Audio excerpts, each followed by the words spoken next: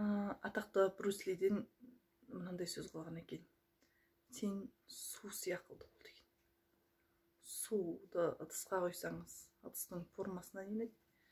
Еңіске төгсеңіз, кез келген жылғадан, кез келген қиындыққа, кедергіге қарамастан не астынан, не үстінен, жанынан өтіп кетеді, баратын жеріне дейін барады.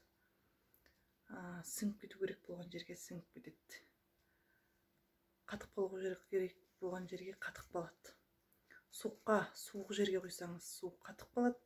Ыстық жерге қойсаңыз, кеуіп құрғап, соның күйіне айланады. Ыдысқа қойсаңыз, ыдыстың формасына айланады. Еңіске қойсаңыз, еңіске барып, сол керек жердің барлығынан жететін жеріне дейін жетеді. Сондықтан жолындағы кез келген дүниеге, кез келген кедергіге, сыртқы күштерге мынау ыстық, суық немесе биік ауасы деп тұрмайды. Тура сол нәрсеге қарай өзінің формасын өзгертеді, бірақ өзінің қасиетін өзгертпейді. Су қалпында болады әрқашан. Тура сол сияқты болыңыздар. Су сияқты болыңыздар.